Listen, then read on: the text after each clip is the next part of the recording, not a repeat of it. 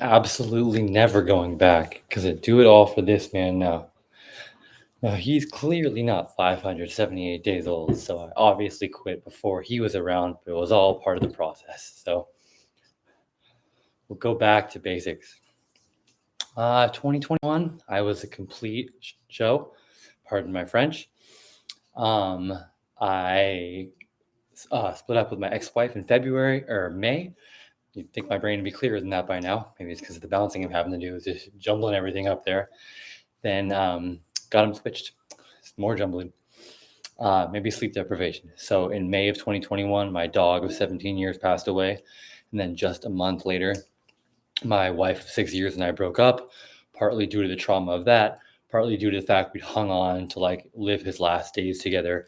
Then I went on like a 7 month bender, had a few like things I'm regretful that happened. Realized it was time to change my life up. Actually, change my password to Sober Life 420.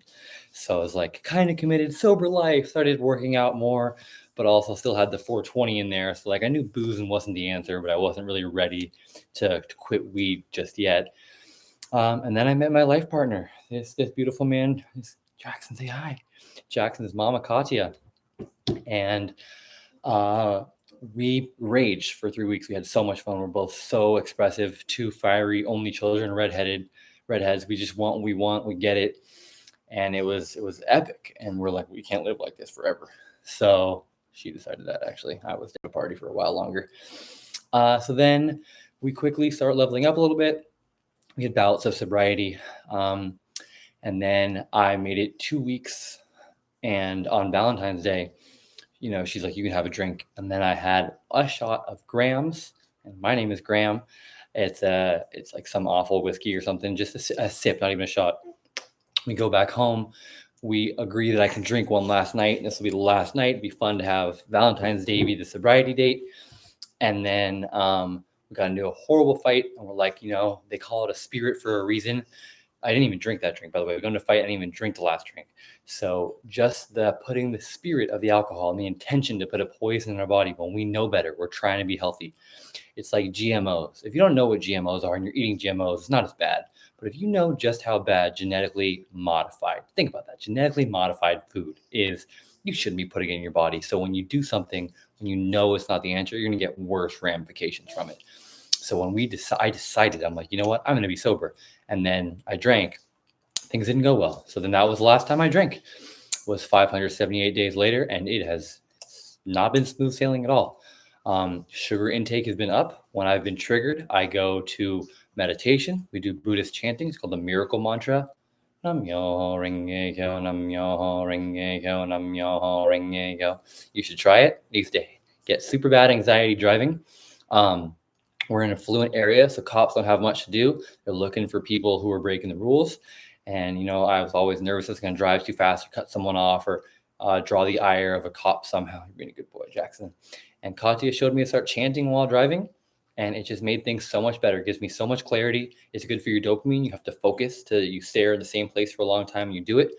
There's also a mode where you recite 2 chapters of the Lotus Sutra in Japanese. So you read it off a page, speaking Japanese for about 7 minutes, as fast as you can, pretty much. It's really difficult. So it's good for your dopamine. It's good for speaking clearly. And then you can also kind of manifest while you do it. So while you say, Nam myoho renge kyo, nam myoho renge kyo, nam myoho renge kyo, that's tough at the beginning. But once you've mastered it a little more, you can start thinking things.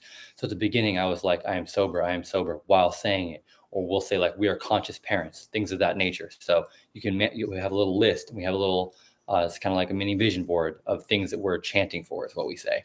We chant for other people, because just as in life, there's no selfless good deed. If you're chanting for someone else, or if you're doing something for someone else, you get good karma back at you. So we chant for all of our friends and family. We even chant for people we're not getting along with. I got to check on that sound. Sounds like food is, boil it. You done? You're done. Okay. You're done. Thanks for making that noise. Let me know. I appreciate that.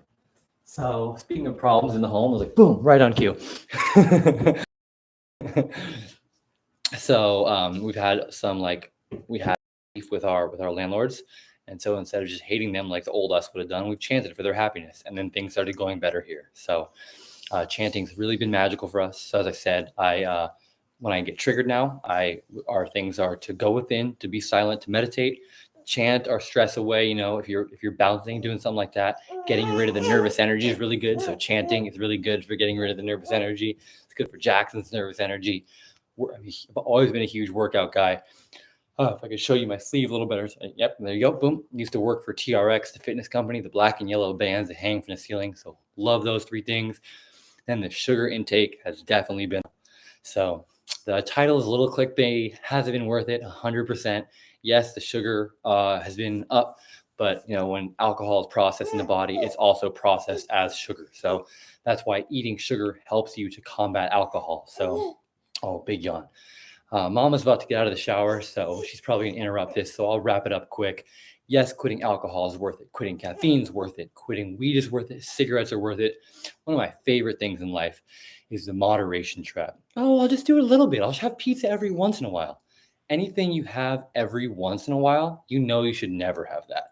If you're going to say, oh, I'll reduce the amount I drink, you don't say, I'm going to reduce the amount I work out. You don't reduce the amount you eat healthy.